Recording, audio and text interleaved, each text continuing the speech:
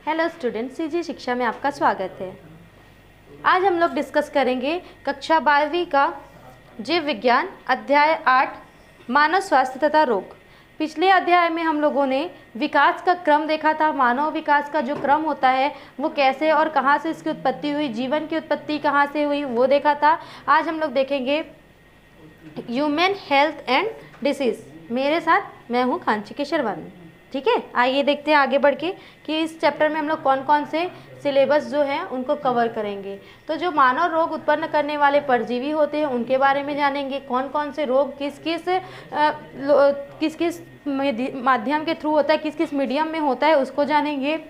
प्रतिरक्षा क्या है, उनकी रोकथाम क्या है, उनकी अवधारणाएँ क्या हैं, प्रतिरक्षा विज्ञान क्या होता है, उनकी अवधारणाएँ क्या हैं, वैक्सीन, कैंसर, HIV एवं एड्स की इन सब के औषधि क्या है ना। जो अल्कोहल का सेवन करते हैं, अल्कोहल का यूज़ करते हैं, उन सब के बारे में हम लोग आज जानेंगे। स्वास्थ्य की आधुनिक अवधारणा, मॉडर्न कॉन्सेप्ट ऑफ हेल्थ। स्वास्थ्य क्या होता है, जीवन में किसी भी मनुष्य में क्या होता है स्वास्थ्य। तो मानसिक, सामाजिक और भौतिक रूप से विकृति विहीन व्यक्ति को स्वस्थ व्यक्ति कहते हैं। किसको स्वस्थ व्यक्ति कहते हैं? तो मानसिक, सामाजिक और भौतिक रूप से विकृत विहीन व्यक्ति को क्या कहते हैं? स्वस्थ व्यक्ति कहते हैं। ठीक है, सिर्फ रोग से ही स्वस्थ हो ऐसा जरूरी तो नहीं है, उसका मन भी शांत होना चाहिए, शरीर भी जो हो वो स्वस्थ होना चाहिए, समाज में उसकी जो स्थिति होती है, जो उसका व्यवहार होता है वो भी अच्छा होना चाहिए। साथ ही साथ उसके पास वो सारी सुविधाएं होनी चाहिए जो उसको जीवन में आवश्यक हैं।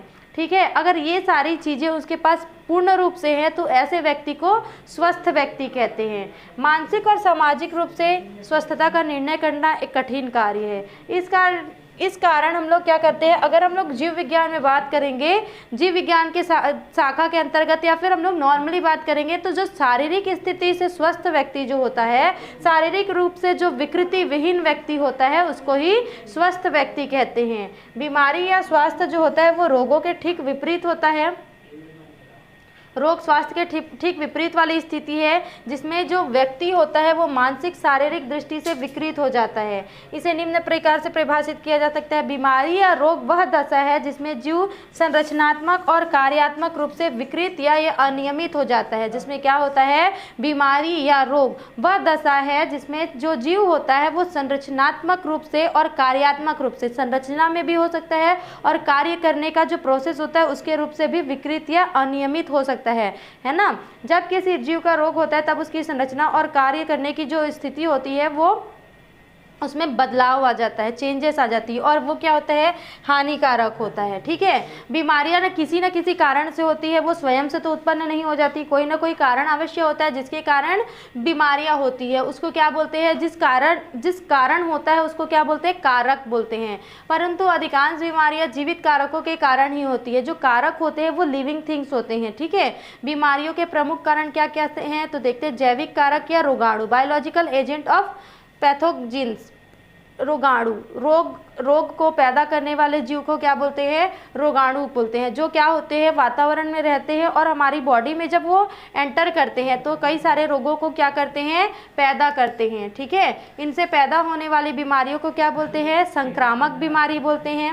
संक्रामक बीमारी का मतलब क्या होता है, जो हमको तो हुआ फिर हमारे से वो दूसरे में फैलता है, संक्रमण करता है। ठीक है, जबकि रोगाणु का हमारे शरीर में प्रवेश संक्रमण कहलाता है। जब जो रोगाणु होता है वो एटमॉस्फेयर से, मतलब वातावरण से हमारी बॉडी में एंटर करता है उसको क्या बोलते हैं, संक्रमण कहते हैं। अधिकांश मानव जो होती हैं बीमारियां संक्रामक होती हैं। मानव बीमारियां जो क्या होती है, संक्रामक होती हैं और ये एक व्यक्ति से दूसरे व्यक्ति में रोगाणु के द्वारा क्या होती है, ट्रांसफर होती है ना। एक व्यक्ति में होता है वह बीमारी, फिर वो उसी रोगाणु के द्वारा दूसरे व्यक्ति में भी फैल जाता है। ये क्या होता है, एक चैन, एक श्रृंखला बन जाती है। इस कारण इन्हें क्या बोलते हैं, संचरण रोग कहते हैं। ठीक है, नेक्स्ट है आपका रासायनिक कारक। कुछ रासायनिक पदार्थ भी जो होते हैं वो हमारे शरीर में बहुत सारी बीमारियां फैलाते हैं। जो क्या करते हैं, उत्सर्जी पदार्थ जैसे यूरिया, यूरिक अम्ल और दुर्घटना जो होते हैं वो रासायनिक कारक होते हैं। फिर है भौतिक कारक। भौतिक कारक क्या होते हैं, जैसे ताप, दाब, आर्द्रता, विद्युत, ध्वनि, नमी आदि जो होते हैं, उनका जो अनियमित या फिर प्रतिकूल प्रभाव जो पड़ता है हमारी बॉडी में, उनसे भी रोग होते हैं।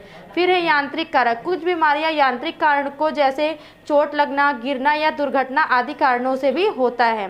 पौष्टिक तत्व की कमी। हमारे शरीर को जिन जिन पौष्टिक तत्वों की आवश्यकता होती है, अगर वो चीज़ जो है उनको उनकी आवश्यकता के मात्रा अनुसार नहीं मिलता है ना। जैसे कि क्या क्या होते हैं आवश्यक तत्व, क्या क्या होते हैं आपके, कार्बोहाइड्रेट हो गया, प्रोटीन, वसा, खनिज लवण जो होते हैं, यदि अगर उसको आवश्यकता अनुसार नहीं मिल पाते तो इनकी कमी से भी रोग उत्पन्न होते हैं। फिर है पदार्थों की अधिकता, एक्सेस ऑफ सब्सटेंस। अगर कोई भी निश्चित मात्रा से ज़्यादा, कोई भी चीज़ जो होती है वो निश्चित मात्रा से ज़्यादा हो जाती है हमारे बॉडी में, तब भी वो रोग पैदा करते हैं, जैसे हार्मोन्स तथा पोषक पदार्थों की अधिकता से होने वाले रोग। फिर है रोगजनक रोगाणु। रोग पैदा करने वाले जो रोगाणु होते हैं वो रोगजनक कहलाते हैं। इनका सबसे पहले आविष्कार किसने किया था, तो रॉबर्ट कोच नामक वैज्ञानिक ने सन 1876 में किया था। इन्होंने बताया था कि एक्स से मृत जो भेड़ का रुधिर होता है ना, जो मृत भेड़ होता है उसका जो रुधिर होता है उसमें बैसिलस एनवेसिस नामक जीवाणु हुआ। ठीक है, मृत भेड़ के रुधिर में मतलब खून में क्या हुआ, बैसिलस एनवेसिस नामक जीवाणु। इस जीवाणु को संवर्धन माध्यम में मतलब कल्चर माध्यम में रखा, इसे दूसरे भेड़ में प्रवेश कराया गया तो वह भी विष ज्वर के मर गई। ठीक है, विष जहर के जैसा पता चला। इस तकनीक के द्वारा जब इन्होंने इस जीवाणु को दूसरे स्तनियों में प्रवेश कराया तो ये एंथ्रेक्स से पीड़ित, जिसे कोच का मत कहते हैं, मतलब इस जो प्रोसेस को क्या बोलते हैं, कोच ने कराया था इसलिए इसको कोच के अनुसार कोच का मत बोलेंगे। इनके अनुसार क्या होता है, रोग ग्रसित जंतु के शरीर में रोगाणु उपस्थित रहते हैं। देखो जो एंथ्रेक्स होता है, एंथ्रेक्स जो बीमारी होता है वो किसके द्वारा होता है, तो जो मृत भेड़ के शरीर में, मृत भेड़ के खून में जो बैसिलस एनवेसिस नामक रोगाणु होता है उसके थ्रू होता है। रोग के रोगाणु को पृथक करके संवर्धन माध्यम में कृत्रिम रूप से बढ़ाया जा सकता है। जब रोगाणु को स्वस्थ जंतु के शरीर में प्रवेश कराया जाता है तो वो क्या हो जाता है, वो भी रोगी हो जाता है। ठीक है, फिर दूसरे रोगी जंतु से भी पहले जैसे रोगाणुओं को प्राप्त किया जा सकता है। संक्रमण का स्रोत क्या होता है, यह है मानव के शरीर में बाहर रोगाणु कहाँ उपस्थित होते हैं। इसमें से ये क्वेश्चन निकलता है कि सबसे बड़ा प्रश्न यह है कि मानव शरीर के बाहर रोगाणु कहाँ उपस्थित होते हैं। इसके उत्तर में हम बोल सकते हैं कि प्रत्येक रोग का अपना स्रोत होता है जहाँ पर रोगाणु पाया जाता है, वह रोग उत्पन्न करता है। यह स्रोत मानव या जंतुवाहक, जल एवं मृदा हो सकता है। जैसे ये मानव में भी हो सकता है या फिर कोई अन्य जंतुएं जो हैं, अन्य अदर एनिमल्स जो हैं उनमें भी हो सकती है, जल में भी हो सकती है, एयर में भी हो सकता है, हवा में भी हो सकता है, मृदा में भी हो सकता है। जैसे बैक्टीरिया वाहक, पहला है बैक्टीरिया वाहक, जिसमें क्या होता है, वाहक के थ्रू ही क्या होता है, वो दूसरे अन्य जंतु में जो पहुंचने का कार्य होता है, मतलब एक जगह से दूसरे जगह में उस रोगाणु को या उस जीवाणु को पहचाने का जो कार्य करता है उसको वाहक कहते हैं। ठीक है, और वाहक को उस रोगाणु से कोई भी हानि नहीं होता, उसको कोई भी रोग नहीं होता तथा वे केवल संग्रह स्थल पर होते हैं। उदाहरण है आपका, जैसे रोगाणु है लिस्मानिया, तो इसका वेक्टर है सैंड फ्लाई। इसको ले जाने का कार्य कौन करता है, जो रोगाणु है लिस्मानिया उसको ले जाने का कार्य, उसको एक जगह से दूसरे जगह में ले जाने का कार्य कौन करता है, तो सैंड फ्लाई। फिर है प्लाज्मोडियम, इसको कौन ले जाता है, मादा एनोफिलीज नामक मच्छर लेके जाती है। फिर है ट्रिपेनोसोमा, सीसी मक्खी जो होती है वो लेके जाती है। बुचेरेरिया, क्लियोक्स एवं एडिस मच्छर जो होता है वो लेके जाता है। फिर है वायु, मृदा, है ना, इनके माध्यम से भी, वायु के माध्यम से क्या क्या होता है, खसरा, डिप्टीरिया, ट्यूबरकुलोसिस के रोग जो होते हैं या फिर सिस्ट जो होते हैं वो वायु में होते हैं। फिर वो जब बॉडी मिलता है उसको, उसमें इफेक्ट कर जाते हैं। जो कोरोना होता था वो भी वायु की वजह से होता था, है ना। मृदा से क्या कारण क्या होता है, टिटेनस रोग होता है जो क्लोस्ट्रीडियम टिटेनी का प्रमुख स्रोत है। भोज्य पदार्थ एवं जल के ये रोगाणुओं के प्रमुख स्रोत हैं। फिर है पोलियो विषाणु। अगर चौथा देखेंगे, भोज्य पदार्थ एवं जल, भोज्य पदार्थ एवं जो जल भी होते हैं वो भी क्या होते हैं, रोगाणुओं के प्रमुख ट्रांसफर करने वाले वाहक होते हैं, जैसे कि पोलियो विषाणु, कॉलरा एवं टाइफाइड के रोगजनक जीवाणु के सिस्ट, एंट अमीबा हिस्टोलिका जैसे प्रोटोजोआ, हेलमिंथेस जैसे एस्केरिस्टीनिया आदि संक्रमण को प्रभावित करने वाले कारक को, संक्रमण को कई कारक प्रभावित करते हैं। ये रोगाणुओं के प्रकार पर निर्भर करता है कि ये पहुंचने के पश्चात रोग उत्पन्न करने की संभावना किन कारकों से होगी। संक्रमण करने वाले जीवों की संख्या, अब देखते हैं नंबर ऑफ इन्वेडिंग ऑर्गेनिज्म, संक्रमण करने वाले जीवों की संख्या। संक्रामक जीवों की संख्या जितनी अधिक होगी संक्रमण की संभावनाएं उतनी ही अधिक होगी। अगर जो संक्रामक जो जीव है उनकी संख्या, जीवों की संख्या जितनी अधिक होगी उतनी अधिक संख्या में संक्रमण की संभावनाएं होंगी। पोषक की प्रतिरोधक क्षमता या शक्ति, जब पोषक की प्रतिरोधक क्षमता कम होती है तो जो सूक्ष्म जीव है उनके अंदर एंटर कर जाते हैं और आसानी से अपने आप को बढ़ाने लगते हैं, जिससे वो क्या होता है, रोगों का मुख्य कारण हो जाता है। इसमें आनुवांशिकता की भूमिका प्रमुख होती है। कुछ व्यक्तियों में उच्च प्राकृतिक प्रतिरोधक क्षमता होती है, जो व्यक्ति होते हैं उनमें क्या होता है, उच्च प्रतिरोधक क्षमता होते हैं। ठीक है, आयु भी महत्वपूर्ण घटक होती है। अगर हम लोग यंग एज के लोगों में, यंग एनिमल्स जो होंगे या यंग जो जीव होंगे उसमें क्या होगा, प्रतिरोधक क्षमता ज़्यादा होती है, जिससे वो रोग से प्रभावित नहीं होते। लेकिन अगर हम लोग वृद्धावस्था में देखेंगे तो इनकी प्रतिरोधक क्षमता जो होती है वो कम होती है, जिस कारण वह बहुत जल्दी क्या हो जाते हैं, रोगों से ग्रसित हो जाते हैं। फिर न्यूमोनिया प्रायः अधिक आयु के लोगों में होता है ना। टाइप्स ऑफ डिसीज, रोग के प्रकार, बीमारियों को उसकी प्रकृति और कारण के आधार पर दो रोगों में बांटा गया है। पहला है जन्मजात रोग और उपार्जित रोग, दूसरा है उपार्जित रोग। जन्मजात रोग क्या होता है, जो जन्म के समय के साथ ही उस व्यक्ति में या फिर उस जीव में होता है या फिर वो पूर्व से ही आया रहता है उसमें, उसको बोलते हैं जन्मजात रोग। और उपार्जित रोग बाद में किसी कारणवश उसमें किसी व्यक्ति में या फिर किसी जीव में रोग उत्पन्न होता है, उसको बोलते हैं उपार्जित रोग। ठीक है, जन्मजात रोग क्या क्या होता है, ये इसको आनुवांशिक रोग भी बोलते हैं, जैसे हशियाकार रक्त अल्पता, हीमोफीलिया, मधुमेह, फेनिल कीटोनुरिया आदि। और अगर उपार्जित लक्षण है तो उपार्जित जो रोग है वो क्या क्या है, संक्रामक या संसर्ग रोग। संक्रामक रोग जो होते हैं जैसे कोरोना वगैरह क्या हो गया, उपार्जित रोग होगा। ठीक है, फिर असंक्रामक या असंसर्गात्मक रोग, जैसे कोई भी घटना होती है उस वजह से उनका किसी जीव का शारीरिक विकृति होता है, उसको बोलेंगे उपार्जित में असंक्रामक या संसर्गात्मक रोग। संक्रामक या संसर्ग रोग कौन कौन से होते हैं, तो प्रोटोजोवन रोग होगा, हेलमिंथेस रोग होगा, जीवाणु जनित रोग होगा, विषाणु से जनित रोग होगा और कवक जनित रोग होगा। असंक्रामक और असंसर्गात्मक रोग जो होगा वो है लोपनीय रोग, अल्पता रोग, एलर्जी, कैंसर, आनुवांशिक रोग, सामाजिक या दुर्व्यसनी रोग और यांत्रिक रोग। आइए इनका डिटेल देखते हैं आगे। जन्मजात रोग वे रोग होते हैं जो जीव में जन्म से ही रहते हैं। ये रोग विकासीय या उपापचयी अनियमितता के कारण होते हैं, विकास में या फिर उपापचय के अनियमितता के कारण होते हैं। ठीक है, जन्मजात रोग कहलाते हैं।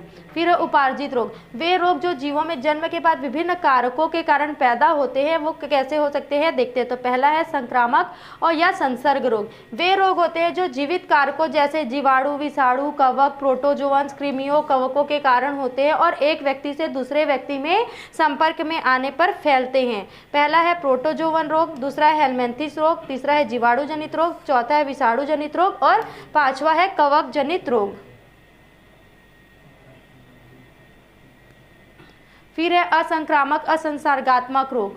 वे रोग जो एक व्यक्ति से दूसरे व्यक्ति में नहीं फैलते हैं। इन रोगों के कारण जीव नहीं होते हैं, बल्कि ये जीवों के अलावा दूसरे कारण से होते हैं। पहला है लोपनीय और प्रतिस्थापनीय रोग। वे रोग हैं जो विविध शारीरिक अंगों की दूषित संक्रिया के कारण होते हैं। किसके कारण होते हैं, शारीरिक अंगों में अगर उसको साफ किया नहीं जाता है, मतलब प्रॉपर तरीके से, उस कारण होता है ना, जैसे हृदय का ठीक से कार्य न करना। अल्पता या हीनता जन्य रोग वे रोग है जो पोषक पदार्थों की कमी के कारण होते हैं, जैसे रिकेट्स, मरस्मस आदि। एलर्जी वे रोग है जो किसी बाह्य पदार्थ के प्रति अति संवेदनशील होने के कारण होते हैं। कैंसर वे रोग है जो अनियमित उत्तक वृद्धि के कारण होते हैं। सामाजिक बीमारियां ये रोग सामाजिक बुराइयों या दुर्व्यसनों से जैसे अल्कोहल सेवन आदि के कारण होता है। फिर है यांत्रिक रोग, मैकेनिकल डिसीज, वे रोग है जो यांत्रिक कारणों से होते हैं, जैसे अस्थि भंजन एवं अस्थि संधि विपथन। व्यवहारिक रूप से रोगों को केवल दो वर्गों में ही बांटते हैं, संक्रामक और असंक्रामक रोग। ठीक है, जन्मजात बीमारियों को भी असंक्रामक रोग की ही श्रेणी में रख दिया जाता है। जन्मजात जो सामान्यतः आनुवांशिक के कारण होते हैं, इस कारण इन्हें आनुवांशिक रोग भी कहा जाता है। अब देखते हैं कि संक्रामक रोग का डिटेल है, संक्रामक रोग से क्या क्या क्वेश्चन पूछे जा सकते हैं। तो प्रत्येक जो संक्रामक रोग होता है वो रोगाणुओं के लिए रोगाणु कोष होता है। क्या होता है? रोगाणुओं के लिए रोगाणु कोष, जहाँ से ये रोगाणु स्वस्थ व्यक्ति के शरीर को संक्रमित करते हैं, उसके अंदर एंटर करते हैं। किसी भी जंतु के वायु जल खाना, वायु जल पोषण के क्या थ्रू आगे क्या करते हैं? अंदर आते हैं। ठीक है, ये कैसे अंदर आते हैं, कैसे एंटर करते हैं? रोगाणुओं के जीवों के शरीर में देखते हैं। तो परोक्ष या सीधा संचरण, वह संचरण जिसमें रोगाणु सीधे रोगी व्यक्ति के या फिर रोग जो होता है, रोगी जो रोगाणु होता है वो सीधे रोगी से स्वस्थ व्यक्ति के शरीर में आ जाता है। ठीक है, यह संचरण निम्नलिखित विधियों द्वारा होता है। रोगी तथा स्वस्थ व्यक्ति का स्पर्श, अगर रोगी व्यक्ति और स्वस्थ व्यक्ति एक दूसरे को स्पर्श करते हैं तो स्पर्श के थ्रू, या फिर जो सांस लेने का प्रोसेस होता है ना, ब्रेथिंग का जो प्रोसेस होता है उसके थ्रू, छींकने के थ्रू, है ना, थूक के थ्रू क्या थ्रो होता है, इन सब के द्वारा वो क्या होता है? संक्रमित होता है। माता से बच्चे में संक्रमण फैलता है। वस्त्र इत्यादि के द्वारा रोगी एवं स्वस्थ व्यक्तियों का शरीर, हम लोग अपना जो कपड़ा होता है या फिर अपने जो यूजफुल जो थिंग्स होते हैं, आवश्यक सामान जो होते हैं जिनको हम लोग डेली यूज़ करें, अगर रोगी व्यक्ति किसी स्वस्थ व्यक्ति को देता है तो उससे भी होता है। भूमि तथा जल द्वारा रोगी एवं स्वस्थ व्यक्ति का अगर सीधा संपर्क होगा तब भी जो रोग होगा वो संचरित हो जाएगा। ठीक है, फिर है अपरोक्ष संचरण, वह संचरण जिसमें रोगी तथा स्वस्थ व्यक्ति का सीधा संपर्क नहीं होता।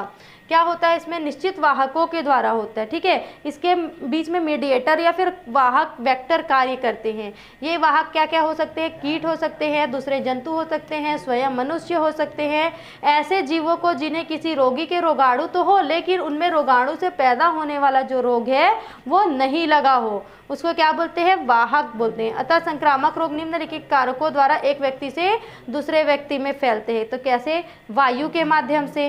वायु के माध्यम से कौन कौन से रोग फैलते हैं? तो चेचक, खसरा, क्षय रोग, निमोनिया आदि जो होते हैं वायु के माध्यम से फैलते हैं। फिर है भोजन, जल तथा दूध। कुछ संक्रामक रोग जो होते हैं वो दूषित या संक्रमित भोज्य पदार्थ द्वारा एक व्यक्ति से दूसरी व्यक्ति में फैलते हैं, जैसे टाइफाइड, पेचिस, अंकुश, कृमि रोग इसके प्रमुख उदाहरण है। ठीक है, फिर है प्रकोप काल, क्लाइमेक्स पीरियड। इस अवस्था में जो रोग होता है वो अंतिम बिंदु पर पहुंचकर उसके लक्षण को पूर्ण करता है। जो रोग होता है वो अपने पीक पर होता है, चरम पर होता है। इस अवस्था में रोगी की क्या हो जाती है? मृत्यु हो जाती है। अगर इसका शुमन काल देखेंगे तो इस अवस्था में जो रोग होते हैं उनके जो लक्षण होते हैं वो प्रकोप को कम करने वाला होता है। मतलब जो एंड स्थिति होता है, मतलब पीक जो होता है ना, पीक से जो नीचे वाला लाइन होगा वो क्या होगा? उसका उसमें रोग को हम लोग कंट्रोल कर सकते हैं। उसके प्रभाव जो होता है उसको बढ़ने से रोककर उसको रोग को कंट्रोल में लिया जा सकता है। फिर क्या है? समाप्ति काल। इस अवस्था में रोगाणु द्वारा होने वाला जो रोग होता है वो समाप्त हो जाता है, जिसके परिणाम स्वरूप रोगी को कुछ खाने की इच्छा होती है, भूख लगने लगती है तथा घूमने फिरने की इच्छा होती है। परंतु कुछ रोगियों में अस्वस्थता समाप्ति के पश्चात कुछ रोगाणु के अंश उनके शरीर में जो होते हैं वो सुप्त अवस्था में रुक जाते हैं, अवस्था में विद्यमान रहते हैं। सुप्त अवस्था में मतलब इनएक्टिव फेज में, वो अपने कार्य को बढ़ावा नहीं देते हैं उस टाइम तक, कुछ समय पर। यदि पूर्ण सावधानी नहीं बरती गई तो रोग का आक्रमण फिर से संभावना, मतलब जो इनएक्टिव आपका जो इनएक्टिव रोगाणु होगा वो क्या होगा? फिर से एक्टिव हो जाएगा अगर हम लोग उसकी सावधानी पूरी नहीं की तो। इस अवस्था को रोग को दोबारा आक्रमण या रोग की पुनरावृत्ति कहते हैं, जो अत्यंत खतरनाक अवस्था होता है। कुछ संक्रामक रोगों में रोगी कमजोर हो जाता है और देखते हैं संक्रामक रोग के प्रकार। पहला है प्रोटोजोवन रोग, जिससे क्या होता है? मलेरिया होता है, काला ज्वार होता है, पेचिस होता है, निद्रा रोग होता है आदि। हेलमेंथिस रोग, हेलमेंथिस से होने वाले जो रोग हैं वो है फाइलेरियसिस, एस्केरेसिस, टीनियोसिस, ट्राइकोमोनियसिस आदि। फिर है जीवाणु जनित रोग, टीबी, हैजा, टिटेनस, प्लेग, कोढ़, कुकुर खांसी, मोतीझरा, टाइफाइड, निमोनिया आदि विषाणुओं के द्वारा होने वाले रोग हैं। आप इसको याद कर लेंगे, ये पूछा जाता है एग्जाम में।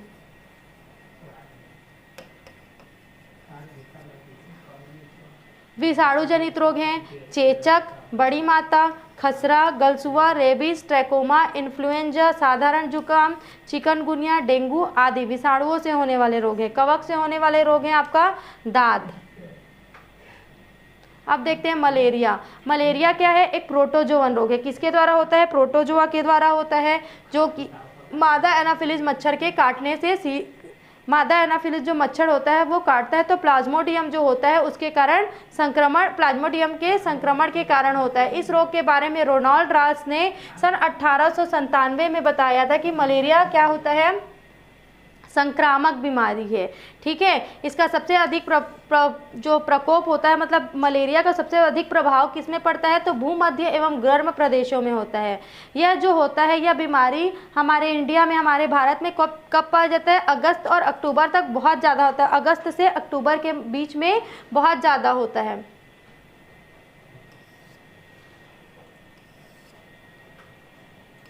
ये किसके द्वारा होता है? तो प्रोटोजोवन परजीवी के संक्रमण के कारण होता है। इसमें जो मलेरिया रोग का प्रकार होता है वो किसकी प्रकृति, उसकी प्रकृति क्या होती है? बुखार होती है। मलेरिया का जो प्रकृति क्या होता है? बुखार लाना। ठीक है,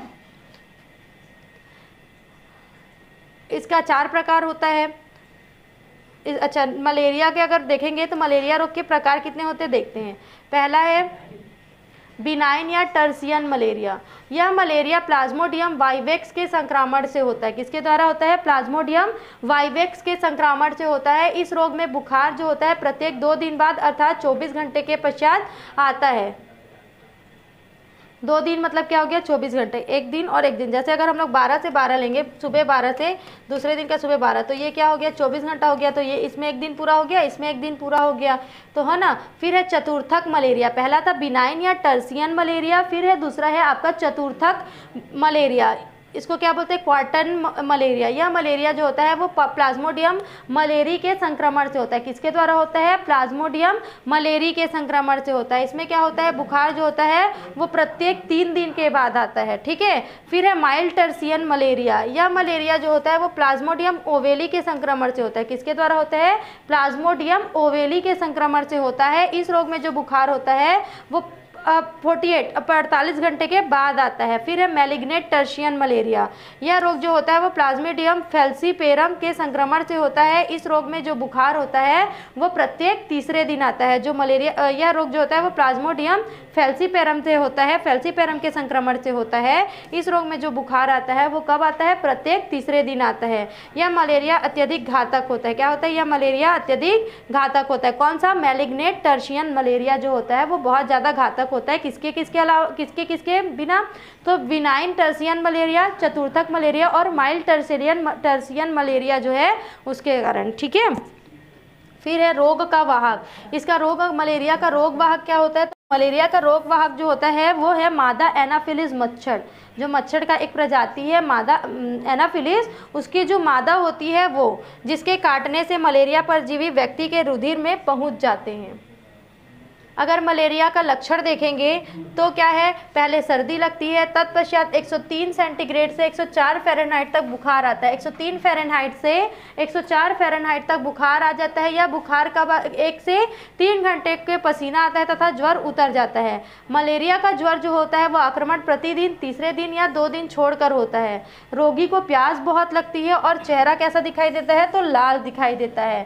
सारे शरीर में क्या होता है? दर्द होता है, अकड़न होता है, लीवर और प्लीहा में सूजन आ जाती है।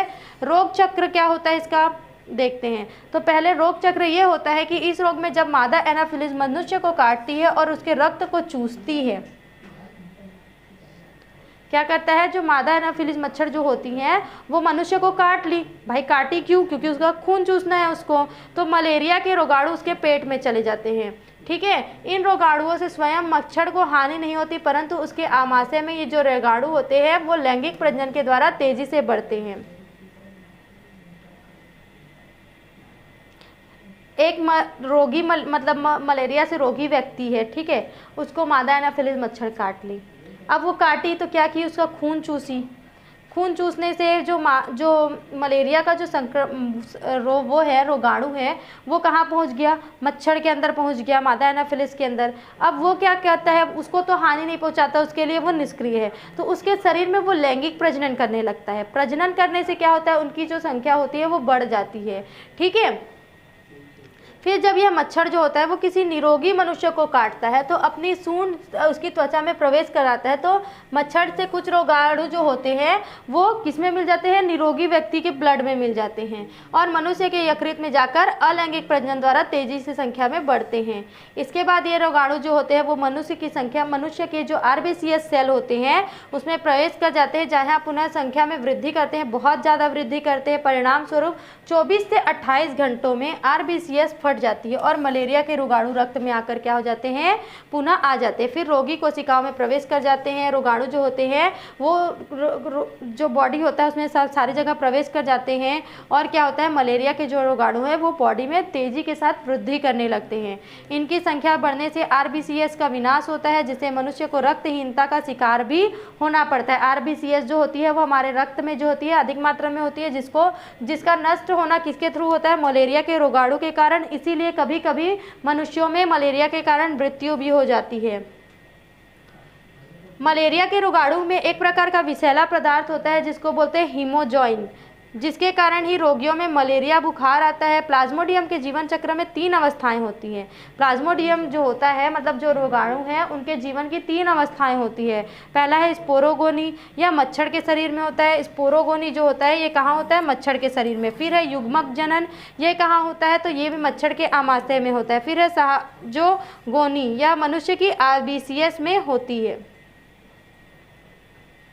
अगर देखेंगे तो ये है मच्छर के शरीर में क्या हो गया, ये रोगी व्यक्ति से मच्छर की बॉडी में गया, मच्छर के आमाशय में ये क्या किया, लैंगिक प्रजनन किया। लैंगिक प्रजनन से क्या हुआ, बहुत ज़्यादा मात्रा में रोगाणु जो हैं वो बन गए। फिर वो निरोगी व्यक्ति को काट लिया, तो निरोगी व्यक्ति में कहाँ चला गया, वो फीमेल गेमेटोफाइट से ये रोगी व्यक्ति में चला गया। फिर उसके RBCS में चला गया, वहाँ पे तेज़ी से वृद्धि किया। फिर RBCS फट गया तो वो पूरे बॉडी में फैल गया। फिर धीरे धीरे RBCS का नाश करने लगा और क्या किया, मनुष्य में, जिससे रक्त की कमी हो जाती है और उससे कभी कभी जो मनुष्य होता है जिसको मलेरिया रोग का रोगाणु लगा है वो मर भी सकता है। फिर रोकथाम एवं उपचार, इस बीमारी से बचने के लिए मच्छरों को नष्ट कर देना चाहिए। मच्छर अपने अंडे गंदे स्थिर पानी में देते हैं, अतः घर के आसपास गड्ढों में पानी निकलवाकर उसमें मिट्टी भरवा देना चाहिए। घरों के दीवारों पर DDT का छिड़काव करना चाहिए।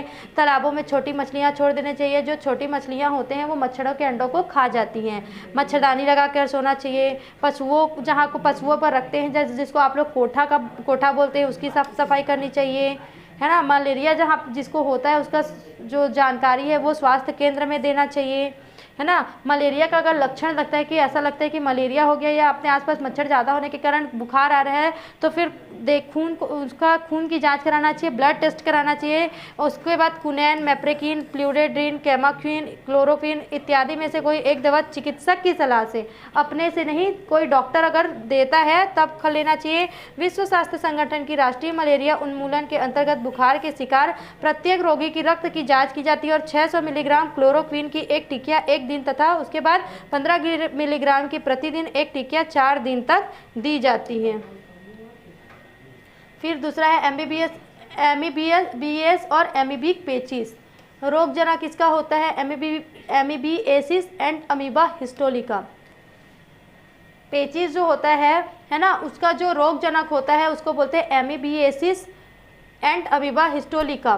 ठीक है, ये किसके द्वारा फैलना है, इसके द्वारा फैलता है, इस जो रोगजनक है इसके द्वारा फैलता है। एंट अमीबा जो है उसे ट्रोफोजॉइट बड़ी आंत की दीवार में प्रवेश कर हिस्टोलिक एंजाइम्स का स्रावण करते हैं। एंट अमीबा जो रोगाणुजनक होता है वो कहाँ जाता है, उसकी जो ट्रोफोजॉइट होती है वो बड़ी आंत की दीवार में घुस जाती है और वहाँ पे एंजाइम्स का, हिस्टोलिक एंजाइम्स का स्रावण करने लगती है, जिसके कारण ये रोग होता है।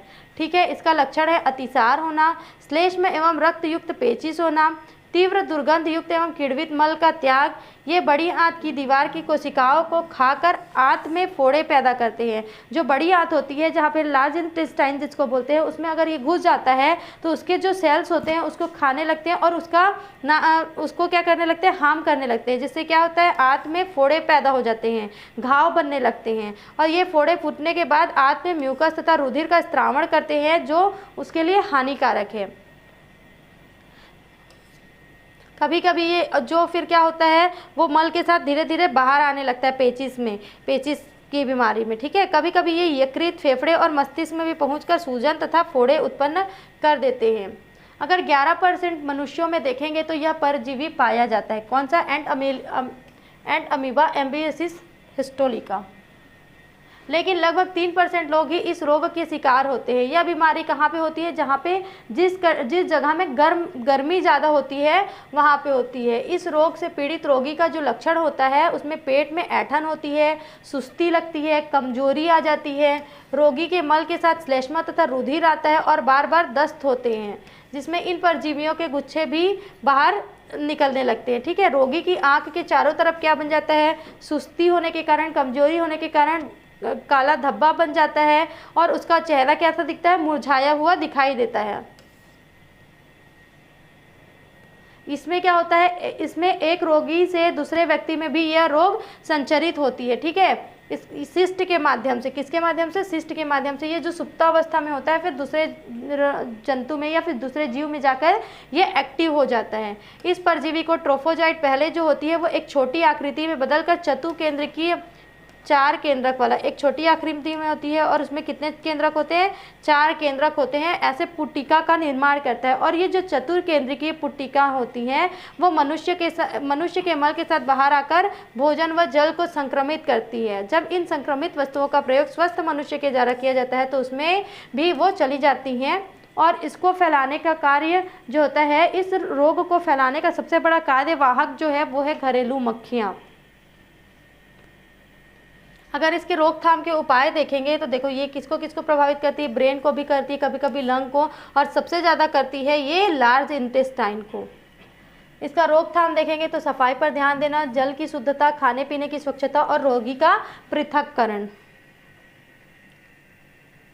ये है इसका स्टेज, इस चक्र में चलता है। अगर इसका रोकथाम और उपचार देखेंगे तो इसका उपचार है कि स्वच्छ और साफ जल एवं भोज्य पदार्थों का सेवन करना चाहिए। हरी सब्जियों जिसमें पोटेशियम परमैंगनेट जो हो, उस जो हरी सब्जियां होती है उसको पोटेशियम परमैंगनेट में 1 घंटे तक भिगोकर उसके उपयोग में लाया जाना चाहिए।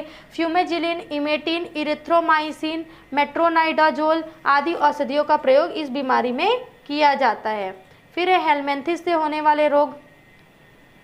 हेलमिंथिस से होने वाले रोग कौन कौन से हैं? तो फाइलेरियसिस, हाथी पाँव जिसको बोलते हैं, और है एस्केरियसिस। अगर रोग जनक देखेंगे इसका तो इसका है वुटुचेरिया ब्रैंकोफ्टी फाइलेरियल वर्म।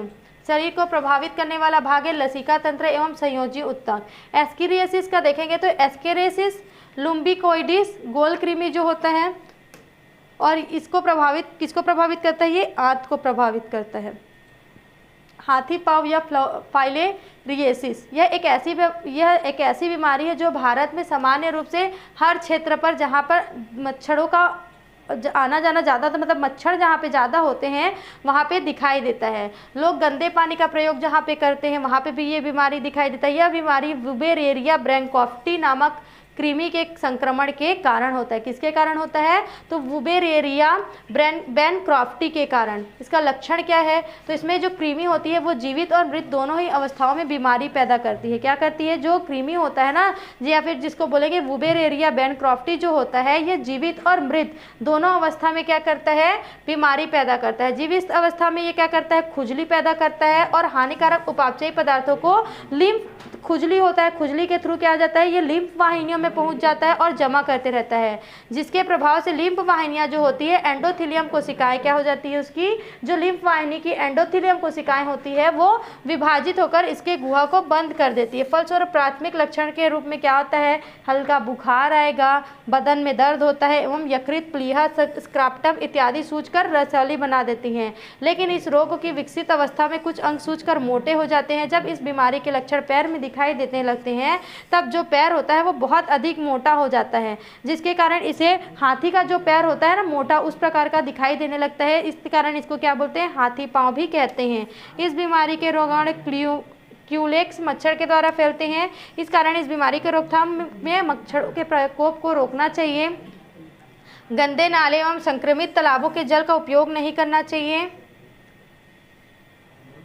जब ये मच्छर क्यूलेक्स मच्छर जो मनुष्य को काटता है तो इसकी लार के द्वारा यह जो परजीवी होती है वो मानव शरीर में एंटर कर जाती है, ठीक है। और उसके एंटर करने के कारण क्या होता है, वो ब्लड में मिल जाता है उसका जो रोगाणुजनक है, और वहाँ से लिम्फ वाहिनियों में पहुंचकर वयस्क में रूपांतरित हो जाता है। वो क्या हो जाता है, वयस्क में पहुंच जाता है। अगर वो इनएक्टिव सिचुएशन में भी होता है तो लिम्फ वाहिनियों में पहुंचकर वयस्क हो जाता है, ग्रोथ कर लेता है, और ग्रोथ करने के पश्चात वो कहीं भी ना कहीं एक स्थान पर रूपांतरित होकर रुक जाता है, और 5 से 8 महीने में ये लैंगिक रूप से परिपक्व करने लगता है। क्या करने लगता है, मैच्योर हो जाता है लैंगिक रूप से, और अपनी संख्या में बढ़ोतरी कर लेता है, जिससे प्रजनन करके नए परजीवी बनाते हैं। अगर इसका रोकथाम देखेंगे या और उपचार देखेंगे तो क्या होगा, इसमें क्या होता है, मच्छरों को नष्ट कर देना चाहिए।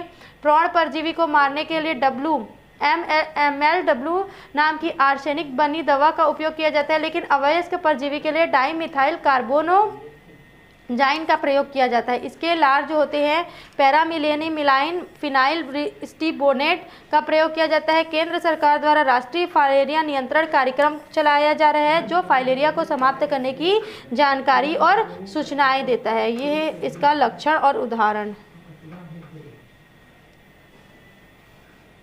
एस्केरियासिस, आंत का यह रोग जो होता है वो एस्केरिस लुम्ब्रिकाइड्स नामक कृमि के कारण होता है, ठीक है। एस्केरियासिस जो होता है वो कृमि के कारण होता है। जो रोगी मनुष्य होता है वो एस्केरिस के अंडे जो भूमि में मिल जाते हैं और इसे संक्रमित करते हैं, मृदा में या भूमि में मिल जाते हैं, उसको संक्रमित करते हैं। फिर वहाँ पे क्या होता है, सब्जियां जो होती है वो कीड़े मकोड़ों के द्वारा या फिर दूध देने वाले पशुओं के थनों में धूल के सामान्य धूल इत्यादि के द्वारा ये हमारे खाने पीने की वस्तुओं को संक्रमित करते हैं। जो एस्केरिस होता है वो क्या करता है, हमारे जो भोज्य पदार्थ है पहले उनको संक्रमित करता है, और भोजन के साथ साथ वो हमारे बॉडी में, मनुष्यों की बॉडी में एंटर कर जाता है। फिर जो आंत होता है ना, आंत में क्या करता है, ये अंडे का जो कवच होता है, मतलब जो अंडा होता है ये कहाँ पे, हमारे भोज्य पदार्थों में मिल गया। उसके बाद भोज्य पदार्थों से हमारे बॉडी में पहुँच गया। अब बॉडी में जाने के बाद जो अंडे का कवच होता है वो घुल जाता है और लार्वा पैदा कर देता है बॉडी में मिलने के बाद। फिर ये क्या होता है, आंत को भेद कर यकृत में, फेफड़ों में, हृदय में आदि में आकर ये क्या करता है, उनको संक्रमित करता है। एक पोषक की आंत में 500 से 5000 स्वतंत्र परजीवी हो सकते हैं। मतलब एक अंडे से क्या होता है, वो प्रजनन करने लगता है और 500 से 5000 तक परजीवी, नए परजीवी बना देता है। इसके लक्षण क्या होते हैं, इसमें पेट में तेज दर्द होता है, बेचैनी महसूस होती है, वृद्धि रुक जाती है, एपेंडिसाइटिस, अतिसार तथा हल्के बुखार की शिकायत रहती है। कभी कभी ये मस्तिष्क तथा गुर्दे में पहुँचकर उनको नष्ट करना प्रारंभ कर देती है। अगर इनकी रोकथाम देखेंगे तो इसका रोकथाम का सबसे अच्छा उपाय है पाइपराजिन साइट्रेट तथा पाइपराजिन